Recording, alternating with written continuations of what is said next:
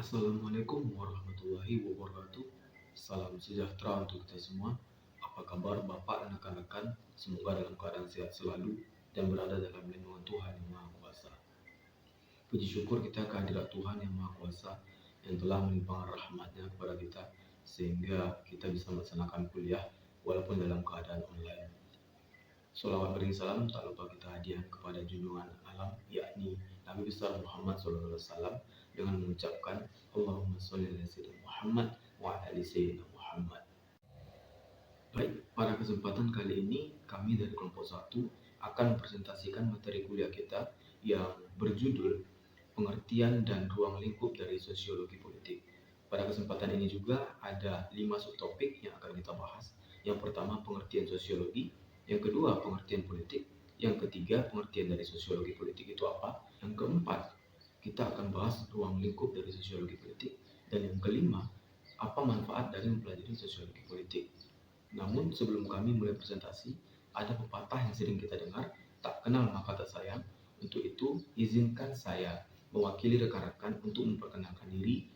Yang pertama ada saya sendiri, A. Fernandos, kemudian ada Anissa Rahim, berikutnya ada Sistri Aulia Rahmi, kemudian ada Alia Zahara, next ada Afmi Junita Lara, berikutnya ada Maharani Risti Febriza, kemudian ada Muhammad Al-Zaki Mustari, kemudian ada Nofri Ramadan, selanjutnya ada Hanisah Margatillah, dan terakhir ada Farah Aisyah. Tanpa memperpanjang mukadimah, langsung saja kita masuk kepada materi perkuliahan kita hari ini. Kepada rekan-rekan, saya persilahkan. Baik, saya Lia Zahara akan menyampaikan materi yang pertama, yaitu pengertian sosiologi. Secara etimologis, sosiologi berakar dari sosius dan logos. Sosius yang artinya teman atau kawan, sedangkan logos artinya ilmu. Jadi secara harfiah, sosiologi adalah ilmu yang membahas tentang masyarakat, di mana masyarakat merupakan objek dari kajian ilmu sosiologi, sehingga sosiologi terfokus pada hubungan atau relasi antar manusia dan mempelajari proses atau dinamika yang terjadi dalam hubungan tersebut. Sedangkan menurut beberapa ahli, yang pertama yaitu Pitirim Sorokin, menurutnya sosiologi adalah ilmu yang mempelajari hubungan dan pengaruh timbal balik antara beragam gejala sosial dengan gejala non-sosial, dan ciri-ciri umum dari semua jenis gejala-gejala sosial lainnya. Yang kedua yaitu ada Albert J. Rees.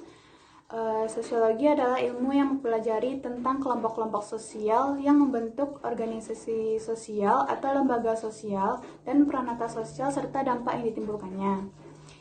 Yang ketiga itu ada David Popenu. Menurutnya sosiologi adalah ilmu tentang interaksi manusia dalam masyarakat sebagai suatu keseluruhan. Yang terakhir ada Rojek dan Warren.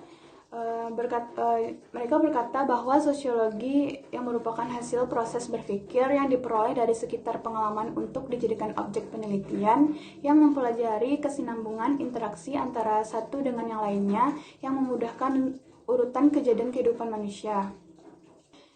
Jadi dapat disimpulkan pengertian sosiologi itu, yang pertama, sosiologi adalah ilmu yang mempelajari tentang masyarakat. Yang kedua, sosiologi adalah ilmu yang mempelajari tentang kelompok-kelompok sosial dalam masyarakat. Dan yang terakhir, sosiologi adalah ilmu yang mempelajari tingkah laku manusia, baik individu maupun kelompok, dan relasinya dengan masyarakat, atau tingkah laku manusia dalam konteks sosial. Sekian dari saya.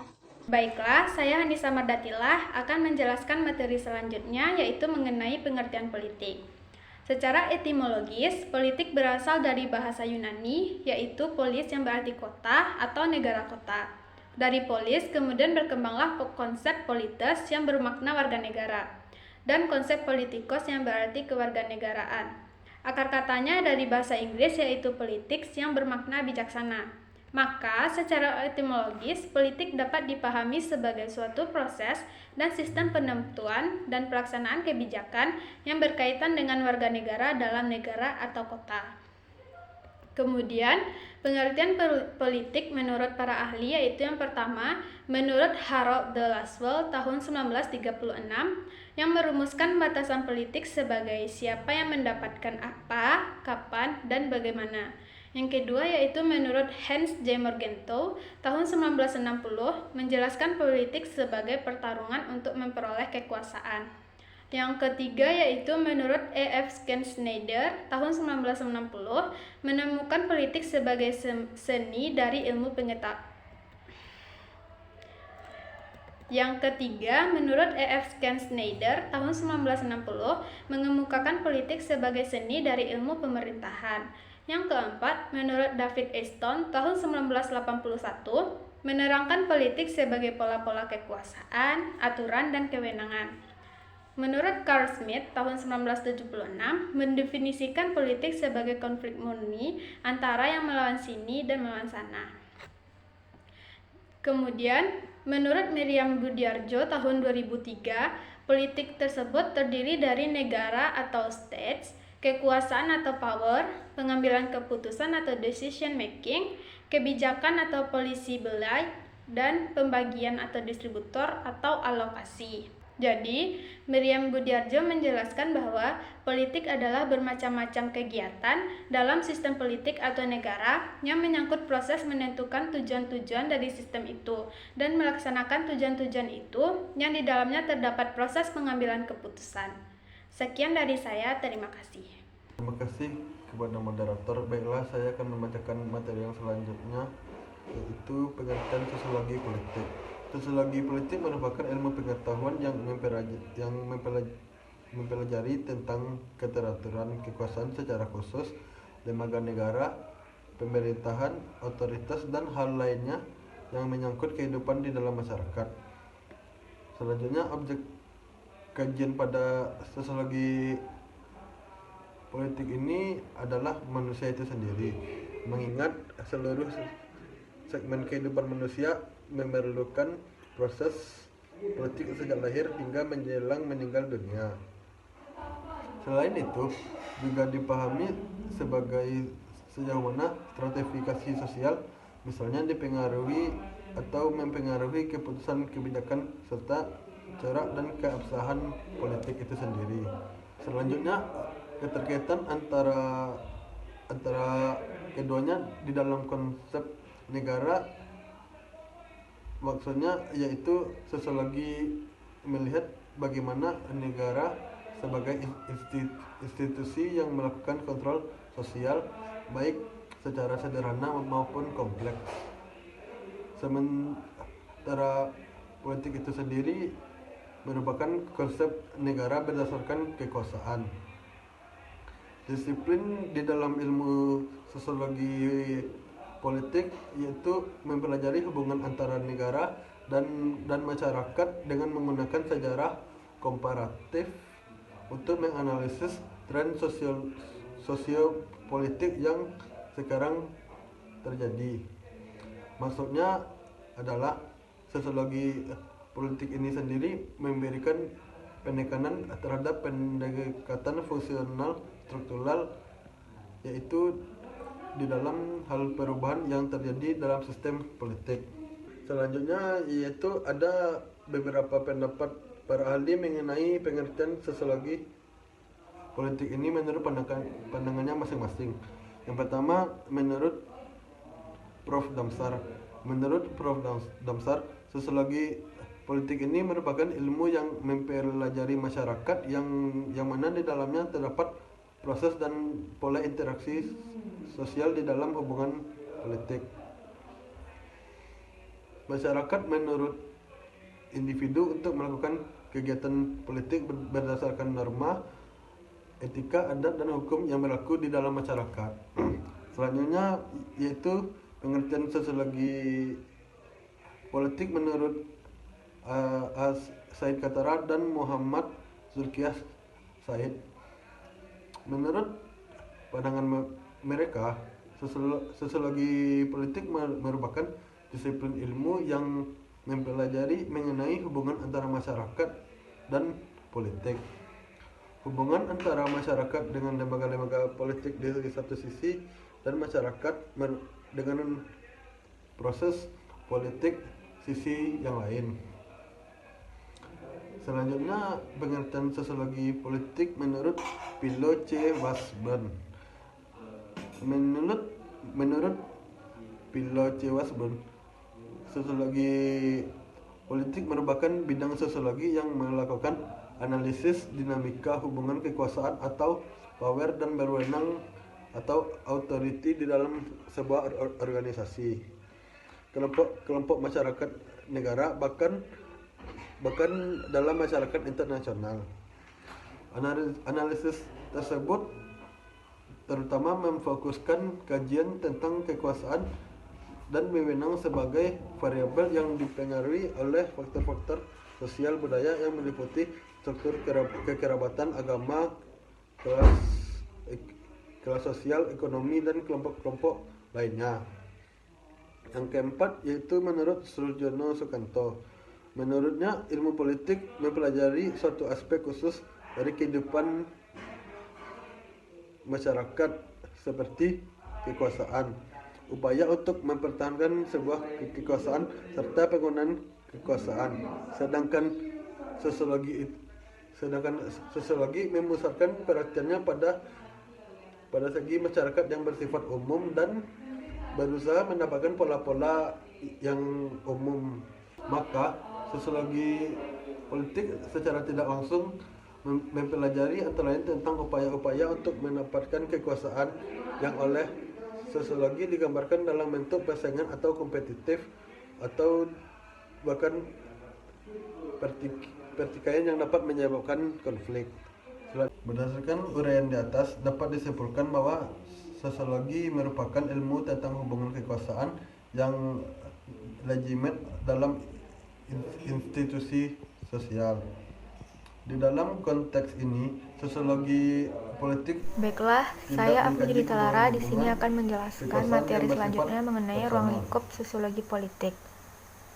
Sosiologi politik dapat dirumuskan batasannya dengan dua cara. Yang pertama, sosiologi politik dirumuskan batasannya sebagai suatu kajian yang mempelajari hubungan antara masyarakat yang di dalamnya terjadi interaksi sosial dengan politik. Dalam hubungan tersebut bisa dilihat bagaimana masyarakat mempengaruhi politik dan sebaliknya bagaimana politik mempengaruhi masyarakat. Dengan pemahaman konsep yang sudah disebutkan sebelumnya, maka sosiologi politik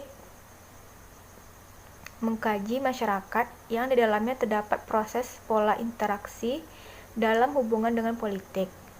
Hubungan dilihat dalam sisi saling mempengaruhi dan mempengaruhi.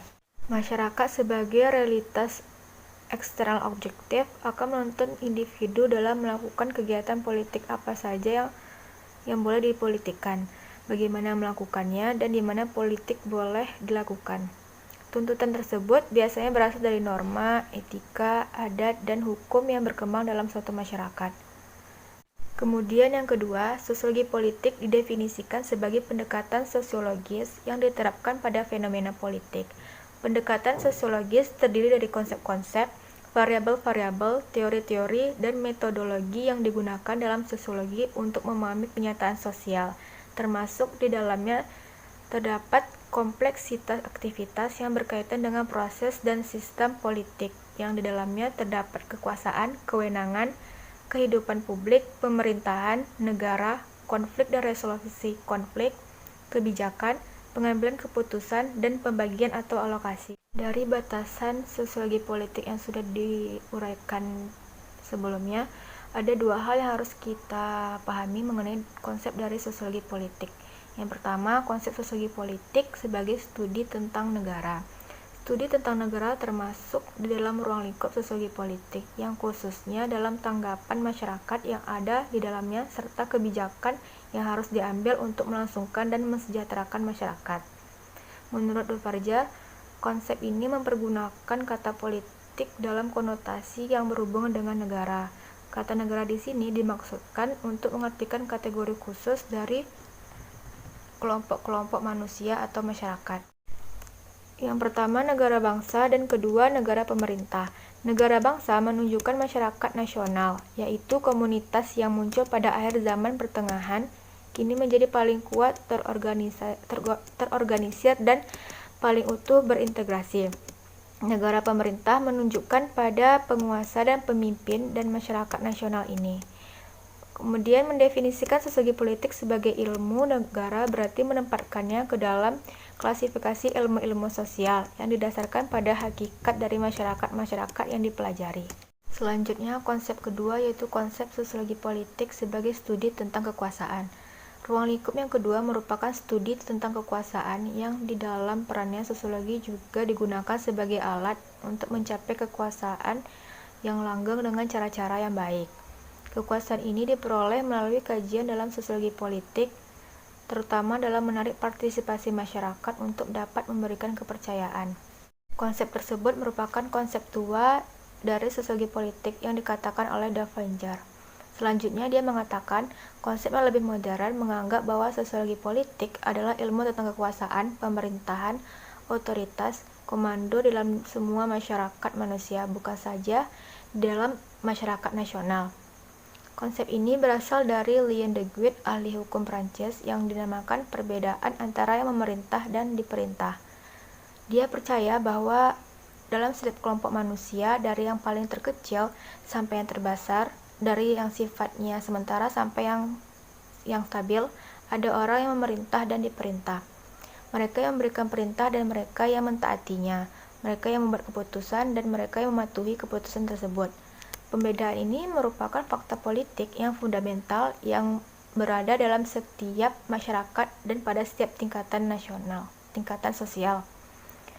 Tentu saja pandangan ini menempatkan sosiologi politik di dalam klasifikasi yang lain dari pengertian yang pertama, yaitu yang didasarkan bukan pada hakikat masyarakat yang dipelajari, tetapi pada jenis fenomena tertentu yang senantiasa muncul kembali pada setiap masyarakat. Selanjutnya, ada beberapa konsep kajian sosiologi politik. Yang pertama, sosialisasi politik. Sosialisasi politik penting dilakukan bagi siapapun yang ingin memperoleh kekuasaan. Konsep ini ditemukan melalui pengertian pada penelitian sosial, sehingga hasilnya relevan dengan yang ada di masyarakat. Yang kedua, partai politik. Konsep ini berhubungan dengan partai politik yang memberikan pengajaran dan memberi wawasan kepada masyarakat. Yang ketiga, perekrutan politik. Konsep ini berhubungan dengan memberikan perekrutan anggota politik, baik sebagai anggota di dalamnya atau berbagai partisipasi lain yang dibutuhkan. Kemudian, komunikasi politik. Konsep ini menjadi poin penting yang diterapkan di dalam sosiologi politik yang memberikan komunikasi melalui kajian untuk memperoleh kekuasaan. Sekian yang dapat disampaikan. Terima kasih. Baiklah, saya Maharani Risti Febriza akan menjelaskan materi yang terakhir, yaitu manfaat mempelajari ilmu sosiologi politik. Washburn menuturkan setidaknya ada 3 manfaat yang terdapat pada ilmu sosiologi politik, yaitu yang pertama, manfaat analitis. Manfaat ini di dalamnya menawarkan berbagai macam teori dan metodologi yang dapat digunakan untuk membaca fenomena politik yang nyata dan berkembang di dalam masyarakat. Termasuk di dalamnya merupakan sosialisasi politik, partisipasi politik, komunikasi politik, dan gerakan politik. Yang kedua yaitu manfaat praktis. Sementara itu, manfaat praktisnya karena ilmu ini membahas berbagai macam strategi untuk mencapai tujuan politik. Dari berbagai strategi yang dilaksanakan, ada yang efektif dan efisien untuk menjawab kepentingan bersama. Meski ada pula yang secara potensial menghadirkan konflik berkepanjangan. Dan yang terakhir yaitu manfaat moral. Artinya, di dalam ilmu ini, kita mampu memahami berbagai teori dan metodologi yang berkembang di dalam sosiologi politik, serta berbagai strategi yang tergolong efektif dan efisien dalam usaha memenuhi kepentingan politik atau mencapai tujuan politik sebagai upaya meningkatkan komitmen kerakyatan. Sekian dari saya kembalikan kepada moderator. Terima kasih kepada rekan-rekan yang sudah menjelaskan materi perkuliahan kita hari ini dengan sangat baik. Sebelum saya tutup, akan saya sampaikan kesimpulan perkuliahan kita pada hari ini. Berdasarkan uraian yang telah disampaikan oleh rekan-rekan saya, bisa kita simpulkan bahwa sosiologi politik itu adalah ilmu tentang hubungan kekuasaan yang legitimate dalam institusi sosial. Dalam konteks ini, sosiologi politik tidak mengkaji hubungan-hubungan kekuasaan yang bersifat personal. Sosiologi politik itu dapat dirumuskan batasannya dengan 2 cara. Yang pertama, sosiologi politik dirumuskan batasannya sebagai suatu kajian yang mempelajari hubungan antara masyarakat yang di dalamnya terjadi interaksi sosial. dengan politik. Dalam hubungan tersebut, bisa dilihat bagaimana masyarakat mempengaruhi politik. Juga sebaliknya, bagaimana politik mempengaruhi masyarakat. Yang kedua, sosiologi politik itu didefinisikan sebagai pendekatan sosiologis yang diterapkan pada fenomena politik. Dari batasan sosiologi politik yang sudah kita uraikan itu, ada dua hal yang perlu kita pahami dari konsep dasar sosiologi politik itu. Di antaranya yaitu, pertama, konsep sosiologi politik itu sebagai studi tentang negara. Studi tentang negara itu termasuk di dalamnya ruang lingkup sosiologi politik yang khususnya dalam tanggapan masyarakat yang ada di dalam serta kebijakan yang harus diambil untuk melangsungkan dan mensejahterakan masyarakat. Yang kedua, konsep sosiologi politik itu sebagai studi tentang kekuasaan. Ruang lingkup yang kedua merupakan studi tentang kekuasaan yang dalam peranannya sosiologi juga digunakan sebagai alat untuk mencapai kekuasaan yang langgeng dengan cara-cara yang baik. Baiklah, mungkin itu kesimpulan yang bisa kita tarik dari presentasi kelompok kami. Ada pepatah yang sering kita dengar, tak ada gading yang tak retak. Untuk itu, kami dari kelompok 1 menyadari bahwa banyak kekurangan-kekurangan dari kelompok kami dalam presentasi. Untuk itu, kami mohon kritik dan saran yang bersifat konstruktif atau membangun. Akhir kata, wabillahi taufiq wal hidayah. Wassalamualaikum warahmatullahi wabarakatuh.